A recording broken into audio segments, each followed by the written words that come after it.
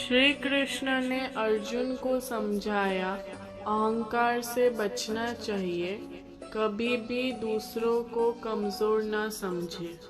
कर्ण और अर्जुन के बीच युद्ध हो रहा था। कर्ण के प्रहारों का अर्जुन के रथ पर कोई असर नहीं हो रहा था।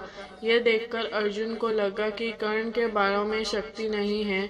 महाभारत के कई ऐसे प्रसंग हैं जिनमें सुखी जीवन के सूत्र बताए गए हैं। अगर इन सूत्रों को जीवन में उतार लिया जाए तो हम कई समस्या से बच सकते हैं। यहाँ जानिए अहंकार से जुड़ा महाभारत का एक प्रेरक प्रसंग। इस प्रसंग में श्री कृष्ण ने अर्जुन को समझाया था कि घमंड नहीं करना चाहिए और शत्रु को छोटा न समझे। अर्जुन और कर्ण के बीच युद्ध हो रहा था। दोनों ही योद्धा पूरी शक्ति से लड़ रहे थे। अर्जुन के बाण जब कर्ण के रथ पर लगते तो उसका रथ 20 से 25 हाथ पीछे खिसक जाता। जब कर्ण के प्रहारों से अर्जुन का रथ थोड़ा सा ही पीछे खिसकता था। जब कर्ण का बाण अर्जुन के रथ पर लगता तो श्री कृष्ण उसकी प्रशंसा कर रहे थे, लेकिन अर्जुन के प्रहार पर वे चुप रहते। श्री कृष्ण के मुख से कर्ण की प्रशंसा सुनकर अर्जुन से रहा नहीं गया। उसने श्री कृष्ण से पूछा कि हे केशव, जब मेरे बाण कर्ण के रथ पर लगते हैं तो उसका रथ बहुत पीछे खिसक जाता है,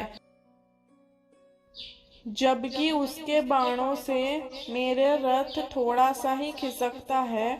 मेरे बाणों की अपेक्षा कर्ण के बाण बहुत कमजोर है, फिर भी आप उसकी प्रशंसा क्यों कर रहे हैं?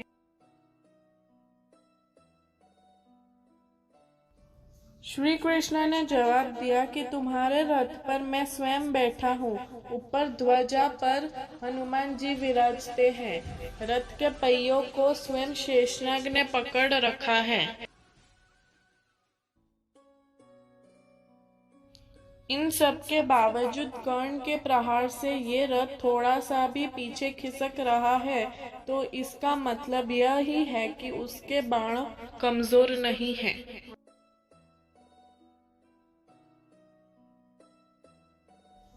तुम्हारे साथ मैं स्वयं हूँ और कर्ण के साथ सिर्फ उसका पराक्रम है, फिर भी वह तुम्हें कड़ी टक्कर दे रहा है।